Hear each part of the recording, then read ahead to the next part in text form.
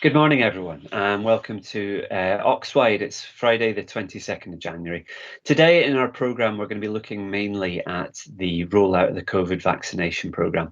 I went along to Queen Mary's Sidcup this morning at 8:30, and I've had my first dose of the AstraZeneca vaccine. And while I was waiting for the 15 minutes prescribed period afterwards, I've had the text through with my follow-up vaccine in April as well. So it's a hugely efficient system. Thanks very much to everyone who's been involved in setting that up. So you're going to hear more about that this morning. In terms of more general news, it's largely pretty repetitive at the minute, isn't it? We're talking about COVID a lot. We're talking about the lockdown and when that might be lifted, and we're looking at the impact on our services. At the minute, what we're hearing from Public Health England is that there are some green shoots emerging in terms of we're seeing a reduction in the number of new infections and an overall number in the amount of people infected within the population. So in London a week or two ago, we heard that as high as 1 in 30 of the population might have COVID. The expectation is that this week that'll be more like 1 in 40, and by next week more like 1 in 50. So we're trying to drive it right back down. The important thing is that the lockdown's held in place long enough to get those infection rates right down to the lowest level that we can do, because we know with COVID, as soon as you relax things, it starts to spread and move around again. And even with the vaccine in circulation, and the vaccine's really rolling out, 2,000 staff in Oxleas now vaccinated just at Queen Mary's Sidcup. So there's others of our staff who've had it elsewhere. So we're really pushing those vaccines out the door. But even with the vaccines in circulation, that risk of continuing transmission will be there. So we really need to see the infection rates driven right down before we can be relaxed about starting to do all the kinds of things we hope to do again. And it's interesting, I don't know whether you get this on your phone, but I keep getting photos from 12 months ago. And Sunday, this time in January a year ago, I was with my daughters wandering around Trafalgar Square on their way up to Hamleys for their first visit to Hamleys. And there's photos of us moving through crowds in quite a relaxed way, the excitement of getting the train up and that. And you think, what a lot's changed in that 12 months. Everything we've had to do to cope with the pandemic, but now also the fact that, just in that short period of time, we're able to get vaccinated and protect ourselves. So we're going to hear a lot about that today. In terms of other trust news, I'll come back after the broadcast for a conversation with Jane Wells, our Director of Nursing. But now I'm going to hand over to Dr. Ajay Bhatnaga, who's our Clinical Director in Greenwich. He's going to talk about his own experience of COVID and why he, like so many of us, is signing up to get the COVID vaccine.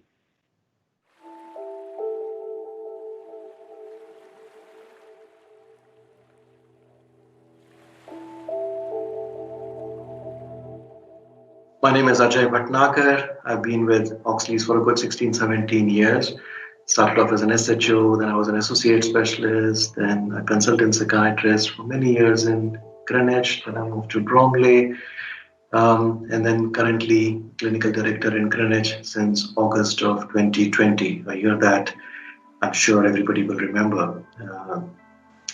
I was working on Norman Ward when I got the virus. But before I tell you about how I got the virus, I should say that I was quite a fit man. Never took a single day off sick from work in my entire career, and was very proud of that. Would tell my juniors and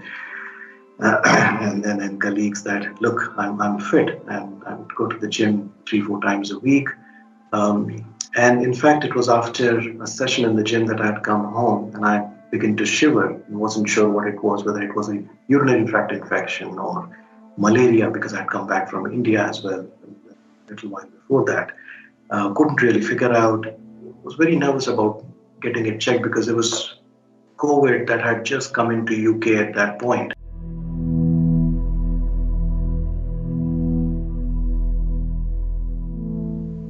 From somebody who's been fit always, to then find himself being ill, being driven to the A&E by my wife, I get told, look, your lungs are in very bad shape, you have very poor oxygen saturation, you need to wear a mask. And that was the first time I had worn a mask in my life.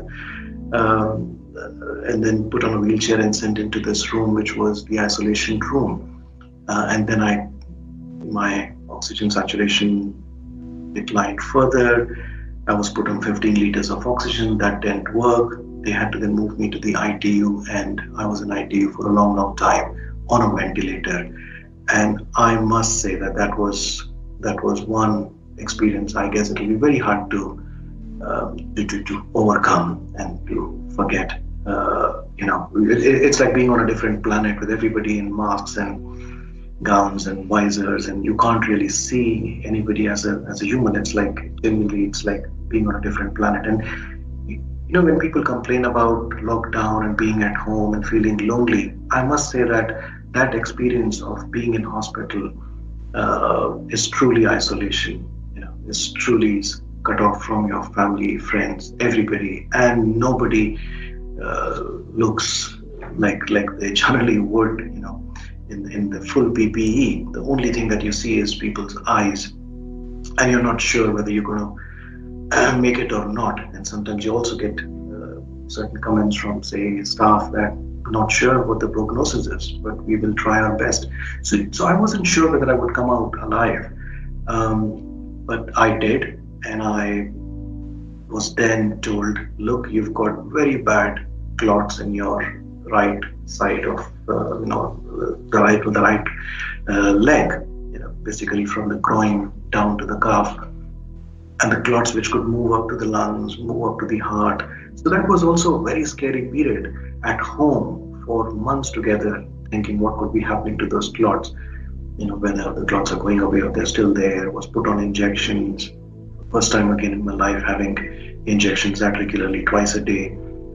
And that went on and on for a long time. So it was an ordeal for me. It was an ordeal for my wife, for my kids, for my friends. It wasn't an experience that I would say, one would ever or can imagine. So the point I guess I'm trying to make is, if one had to choose between the virus and the vaccine, the answer is very simple.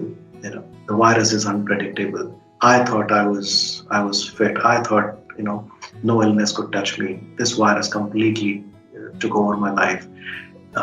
It was a surprise, and then what it's doing is devastating. When I hear in the news that every 30 seconds somebody is being admitted to hospital, it just makes me think that, gosh, the life in the hospital for those patients is bad, is something else, and one should never take a chance and find themselves in a situation that I was in. I was lucky I survived. Being from a BMA background, I do have that predisposition to the illness anyways. But if there is a vaccine that's well researched, if there is a vaccine that's has shown to be so effective in all the trials, one should go for it. One should not take a chance with the virus. There are lots of people who have mild symptoms, and nothing really happens to them, and they are all right. But then there are those where their life goes completely upside down, not only for themselves but for their families. So I would say it's an easy choice. Go for something which is well tried, evidence-based. The vaccine doesn't have the virus. If I have to assure anybody, the vaccine does not have the virus. The vaccine does not cause COVID.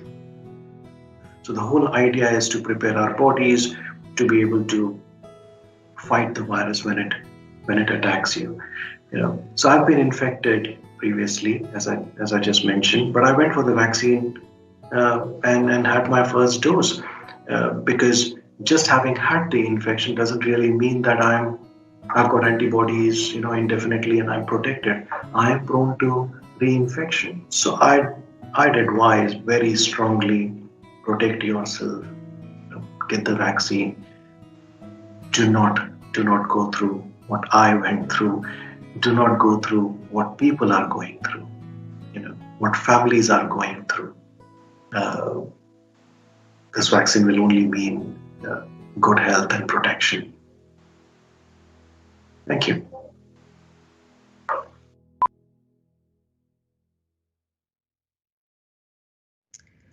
That was a powerful piece from Ajay there. And I've got a panel of senior BAME clinician colleagues with me today to discuss the issues raised in AJ's piece, and also to discuss COVID generally and the vaccine for all of us.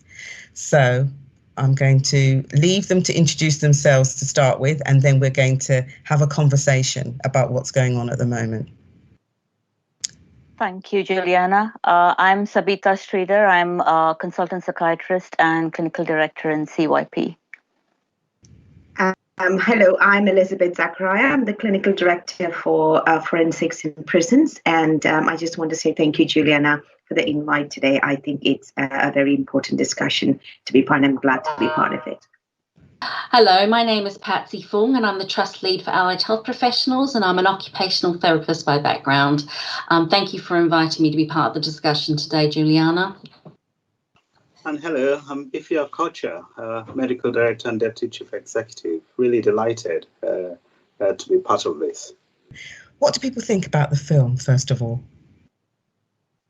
I mean, as you said, Juliana, it's such a powerful film. And I think Ajay captures exactly how the experience of, COVID, serious COVID would have felt like. And has been so honest and transparent about, his experience on the ward, his isolation, the fear of death, and, his weighing of the pros and cons when it came to the vaccine. And the message I got from it was, and I suppose some of the bits are what we already know, how dangerous and serious illness with COVID can be, and how close it can come to death, and how we know of all know of families who've been bereaved or who've been impacted by the illness, and how the vaccine is a light at the end of a dark tunnel for us and gives us hope and possibilities of good health and protects us for the future. Brilliant. I'm aware that everyone has had the vaccine, right? So would you like to share what that was like and why you made the decision to do it, please? Shall I have a go, Juliana, on that? Do your thing. I've had the vaccination, and I think, yes, mainly three things that I just want to bring to the attention of our staff today. I think seeing Ajay's video, the very powerful one, I saw him a few months after he had come out of hospital, and he kind of looked like a completely different person than who I'd seen before, which was quite striking. Lost a lot of weight, and now there's the more of the old Ajay is coming back. It's taken a very long time, and the one thing he said is very true to all of us. We all sometimes believe it's not going to be me, and that's just our default position. And I've been guilty of that too. Well, it's happening, but it's not going to be me. It could be you. It could very well be you. Secondly, we know vaccinations. This is not new to us. So we've had MMR vaccination. We have flu vaccinations yearly. We've had tuberculosis. And, medical marvel, we eradicated smallpox solely through the use of vaccination. So this is something we've used to protect ourselves from the deadly diseases that grip us from time to time. So yes, I believe in this is a way forward to try and get back control of normality, of good health, and to stop people from suffering as a result of this. So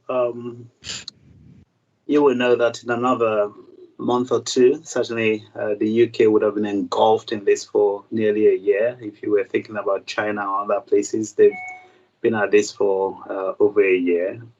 And no matter what we've tried to do, lockdown, open up, partial shutdown, it just hasn't gone away. And as Elizabeth has just said, the way we've managed to counter lots of really, really infectious diseases, viruses in particular, for over 70 years has been with vaccine. There's been so much effort, multinational effort, private-public collaboration.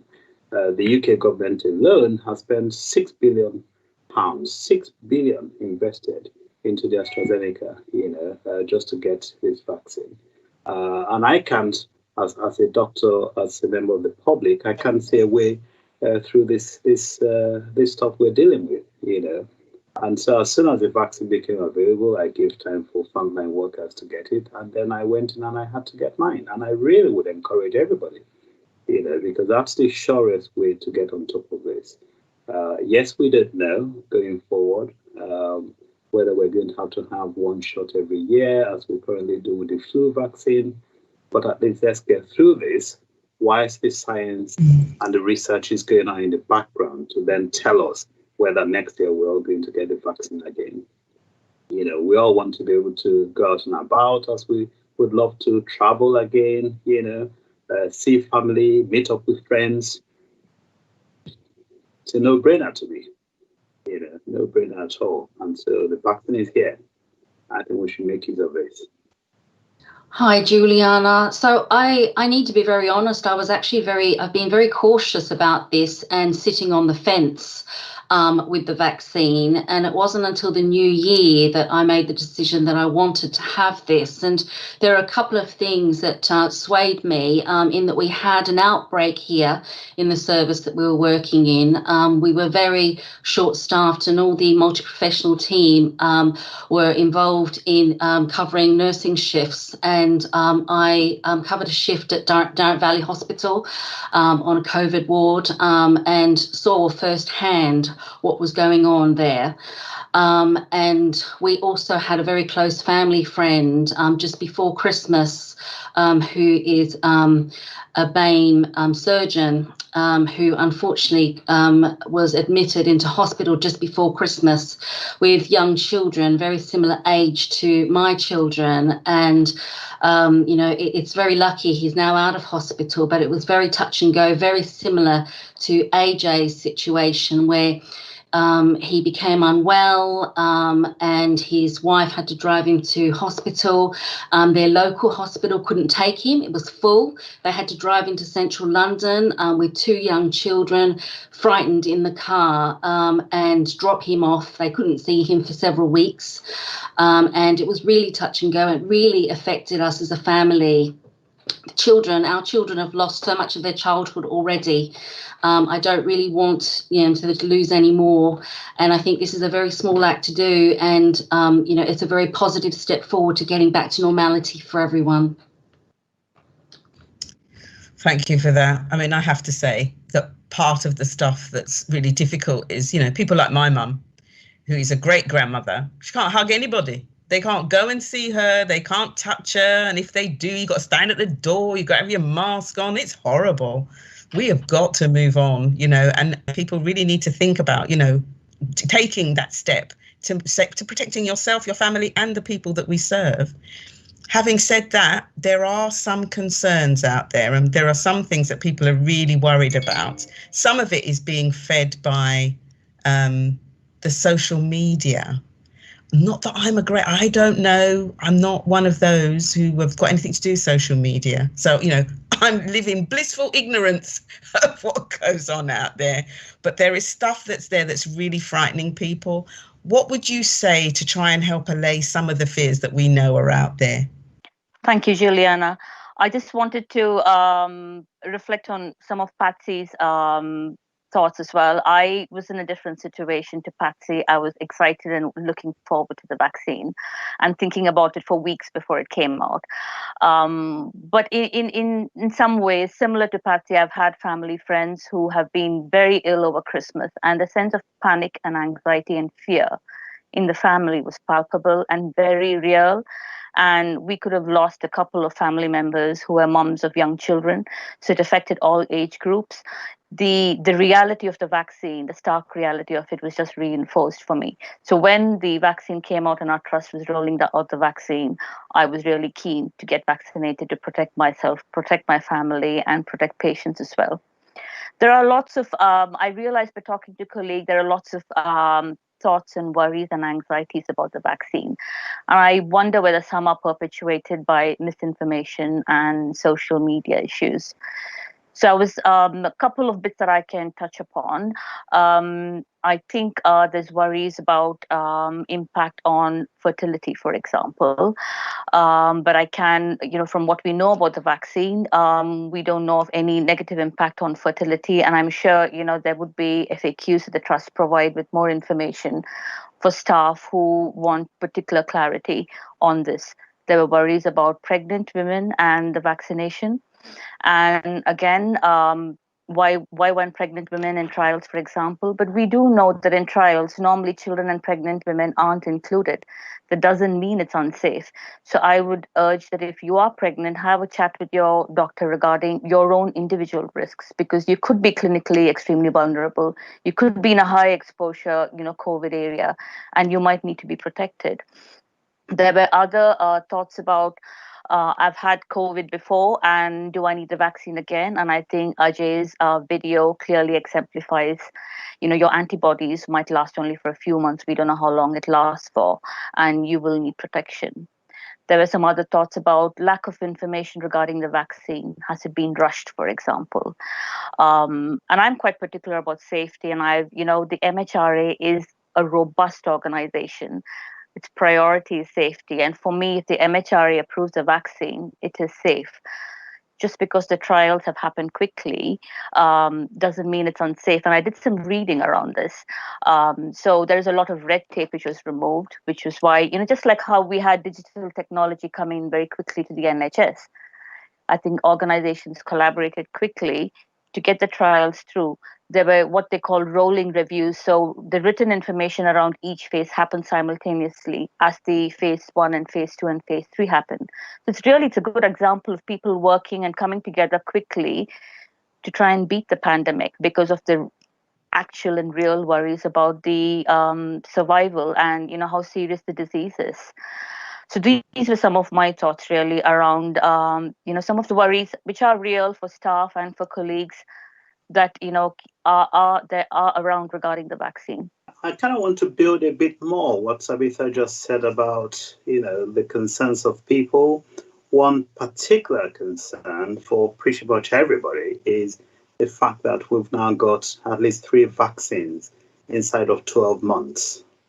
And when you listen to the news or you read literature, people will tell you, and I thought so too at the outset, it takes years, But Sabitha has made a point about how we managed to turn this around in 12 months.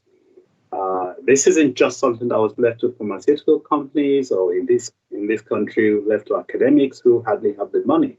This is governments investing money and saying, just get on with the research, get on with the collaboration, and don't worry about the money. Because Sabitha's point about phase 1, phase 2, phase 3 trials, without being technical, is that companies will do the first trial, look at the results, wait, see if they can invest money, go to the next one, wait, see what the results are, But in this instance, everything was going on at the same time. And when you read the medical literature, journals that we all read, it talks about 70,000 people engaged, the largest ever of any vaccine production.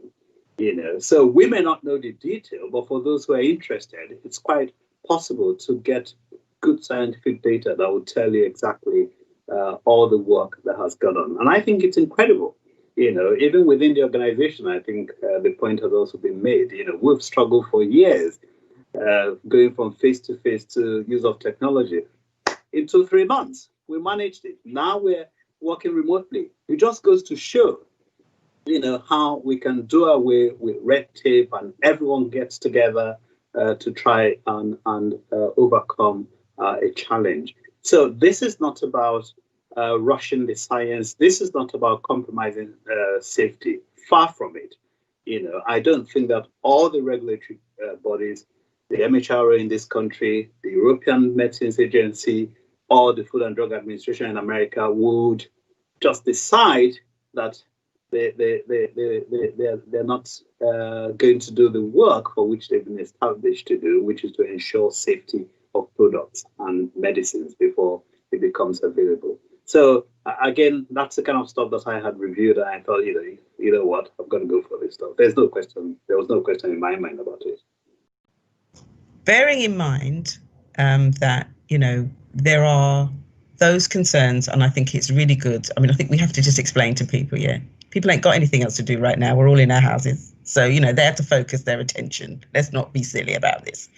If it was everyone was rallying around doing what they were normally doing, it would have taken much, much longer. This focused everyone's attention, which is really good. There are still little concerns people have about some of the kind of technicalities of the ingredients. Little things like, well, why does one say you have to take 15 millilitres? The other one says you've got to take 700. I don't know what it says. I'm just saying those are the kind of concerns that are worrying people. Any ideas how we can talk to people about that? Ify. So I think the exciting thing about this is that it's new technology. I often refer to either the 10 years ago, the kind of mobile phones we had, compared to the ones we have today. With every passing year, there's new technology. The technology that's been used here, which is about mRNA, is partly what's made it possible to turn it around in the time that it's been turned around. And I know that people are quite anxious about, oh my God, DNA, this is going to affect me for life. But there's absolutely no way that's going to happen. I'm trying not to be technical because mRNA, someone described as sticky tapes that just tells your body to produce proteins that help in generating the antibodies. And those last maybe a few hours, So when you get the vaccine, it just stimulates the body to do something to protect you, and that breaks down and washes away, and there's just no way that the vaccine or the mRNA or whatever will get into your DNA. The science just doesn't make that possible. And the other thing people are worried about is, this is, are they giving me COVID? There's no way you're going to get COVID. There's no way you're going to get COVID. People have read on social media, people say no, some people have really suffered from COVID or died as a result. All too often when you look at the detail, it's not about the vaccination. I had mine, a bit of soreness, aches and pains, but nothing that 2 paracetamol didn't get rid of. And in fact, I would argue that having those aches and pains just goes to show that the body is doing what it should do. Because remember, the purpose of this is to stimulate your body to get ready to fight, so that when the real COVID comes along, it doesn't affect you. So this is kind of gearing you up. And so if you have some of those symptoms that generally last 2 or 3 days, aches and pains, maybe a temperature, that's a good thing. Often when I take the flu jab, I get a bit of that, but nothing like the vaccine. The vaccination did not give me the kind of pain I had when I took yellow fever, or when I took typhoid vaccines. And anyone who's traveled to the tropics or some parts of the world where you need to take those, and we all just take it without thinking. And suddenly now we're talking about COVID-19 vaccination, and people are like, oh, I think social media is contributing to many of the fears that we hear people express. I mean, I know one of the other concerns people have is about whether there's alcohol or animal products, or whether it's halal or kosher. Elizabeth. Yeah, so that's right, Julian. I think that's one of the problems, is that the concerns people have is not one. It's so varied, and they all come. There is somewhat it's an ingredient, some it's the nature of the vaccine, sometimes it's a side effect, sometimes it's not tried enough, tested enough. Some people think I've got COVID before. So that's one of the main issues why people are not able to break through it, because you get a small piece of information which might resonate for some reason or cause an anxiety, and people sit with it. And what I think that the right thing to do is to talk. As Sabita said, take it to your doctor and have a discussion openly about, this is what I'm concerned about, and give me the pros and cons and let me weigh the factors and make a decision. That's the approach to take, rather than shying away from it completely, because sometimes it is applicable to you. Sometimes we balance the pros and cons and we still decide this is the best overall decision to take. Right now, it's not just pregnant women, young children are not licensed to have the vaccination. However, a number of young adults, 16 to 18, their universities are being affected, they are out of school, they do get COVID, so I'm really hoping and praying that the research will advance so much that it will become licensed for children as well, because at the moment it's costing them as well. And that's exactly the case with our vulnerable groups, pregnant women, children, younger adults. We just need that one step leap forward to make sure that all of them, every single one of us, irrespective of age, is protected. That's what I would say, that please discuss it, talk to people about it. Sometimes it's a hearsay, sometimes it's fragments of truth, but sometimes it's not the whole truth, and it might not have any relevance or impact on the person concerned. One of the things with COVID is we're having to queue for everything. So, queuing in the supermarkets, queuing here, and also queuing for the vaccine. And you overhear a lot of conversations when you're queuing about all the myths and the conspiracy theories and things. And, some of them are very far-reaching things that I think is, very concerning. And I think it's really important to check these facts. People need to make an informed decision, but they need to base their decision on facts rather than rumor and conspiracy theories, which are extremely unhelpful. I just wanted to raise that. One of the things that I did hear in the queue when I was queuing for my vaccine was, the government have done a lot of things wrong. There's a lot of mistrust in the government. However, this vaccine is fantastic. This is the best thing that they've done. So, that's a positive thing to hear. Thank you very much for your time, all of you today. And I'm really grateful for for everything that you're doing for us as our seniors, trying to help everybody get to grips with what's going on, and acknowledging, and your honesty has been really, really helpful today. So thank you very much. And our takeaway message is for everybody, if it's out there and you've got the opportunity to take it, people go and get this vaccine, please. It's only there to help all of us. And we look forward to a better time when we can actually meet up and actually touch one another. Say, hi, hug that person. I'm a real touchy-feely. I miss all of that. Jeez. Thank you very much. Goodbye.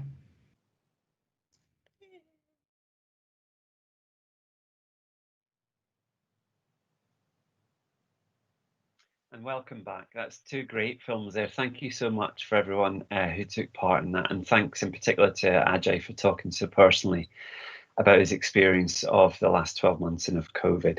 So I'm joined by Jane Wells, our Director of Nursing, who, as with our team, I have to say, people like Maggie Granger and others, they've been absolute superstars over the last couple of weeks in setting up the system at QMS for us, Queen Mary Sidcup, for us to get our staff vaccinated, and then working all the hours God sends 7 days a week to make sure that we've got it up and running to provide protection for our staff. So Jane, tell us a bit about how things are going and how the mood's great down at Queen Mary's. I was there this morning, everyone's really upbeat, aren't they?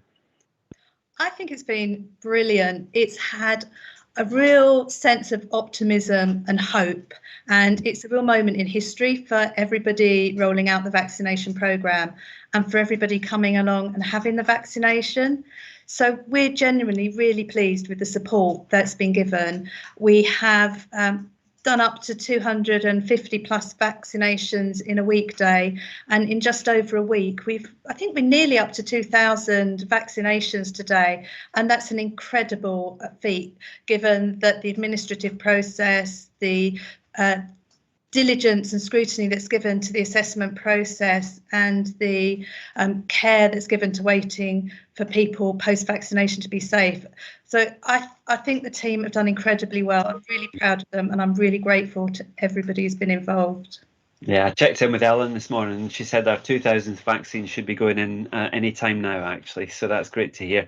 And it was interesting. I mean, it was Karen Rodwell who did my jab as well. And Karen, of course, retired and has returned for us as well, and one of the many staff who've come back to help us. So it's a real sense of it being a team effort. But what we want people to understand, it's really easy to book, Jane, isn't it? And if people are having any trouble getting there, they just need to speak to their team manager. Very straightforward process, isn't it? Definitely. All of the details are sent out regularly in the communications. They're all on the intranet, and all managers know how to support staff with the booking process. So please do speak to your manager if you're having difficulty. It's especially easy if you're using the lateral flow test. It's exactly the same booking system, and all people really need is their NHS number and to follow the instructions. Very straightforward. I would say do remember your NHS number, because I was one of the few that didn't this morning as well. So I'm afraid I got a bit of a telling off for that as well. We are really keen as well. We just heard in the film there about, we know what COVID has done to people from BAME backgrounds in terms of the damage it's caused in BAME communities in London. We are really keen, aren't we, Jane, that people record their ethnicity when you're sitting there doing the form, that you fill in that box? Yes, please. It really does help us to work out where we might need to give additional support or look at how we increase access perhaps to other sites. We know Queen Mary's is quite central, but we also know that some people have been facilitated to access sites at the Queen Elizabeth or the Princess Royal University Hospital, for example. But the ethnicity recording is really, really important for us, and it's a step in the process that sometimes people don't mean to skip, but if people could try and make a special focus on trying to record that, it would be much appreciated. Definitely. And then, Jane, we'll shortly be reaching the point, I'm sure, where as many of our staff who want the vaccine and are eligible have had it. And of course, if you've had COVID, I think you have to wait, is it 28 days before you can book yourself in? So there'll be some of our staff who've unfortunately been unwell who are having to wait. Are we now opening up the service at QMS to other healthcare staff, or when we'll be able to book patients in there, do you think? Right. Well, what we've been doing is opening up the site to other health and social care staff. So other providers such as Hurley and our local hospice and other providers that are on the site. So we've got plenty of slots still. So if any staff, any of our health staff or any social care staff, when we get the details for them, want to book, we've got plenty of appointments. We've got probably around 50 a day for the next 3 days. And then we know we'll have about 200 so on Mondays. So very easy. What we're planning next week is to look at the 4 top JCVI cohorts and plan to take the vaccination out to our inpatients who fall within those categories. Our service users in the community will be getting their vaccinations from their primary care hubs. So, and I think the CCGs have got a really robust plan about administering vaccinations to housebound people. So we'll focus on our inpatients from next week as well. So anyone watching today, though, if they go into PathX, they're going through the Ox now, they can book themselves a vaccine probably today, Saturday, Sunday, right through next week as well. It's really easy, isn't it, Jane? Definitely. And if anybody's watching, please go on there now. We've got spaces today. Really love them to be used up. So please do go booking now. All right. I mean, fantastic. The thing for everyone to remember as well, I was reminding myself this on the way home, protection doesn't really start for 2 weeks or so after your first dose, and you don't really get the full value until we've had the second dose. And I have to say, I was sat there doing the 15 minutes observations afterwards just to make sure there was no reaction. And I had a text through on my phone with the date and time of my follow-up, and I've been given a card that says I've had my first dose. I've got my second one booked in as well. But even once we've had that second vaccination, there's some promising evidence that's showing that people who've been vaccinated are far less likely, extremely unlikely to be able to spread or pass COVID on. But we still need to keep to hands, face and space, don't we? We still need to make sure we're doing everything we would before the vaccine just to be absolutely sure that we're not at risk of spreading it to others. And that remains the case, doesn't it, I think? Definitely. Plus doing lateral flow tests if people have got them. Yeah, I must go and do mine today, actually. I think I've had a reminder through today to get my second one for this weekend as well. So, Jane, any other message to the team that have been doing the vaccine rollout, or anything else you want to add to the staff today? Just absolute big thanks to everybody in the team. We've had some great admins, some great nurses and some great IT and pharmacy support.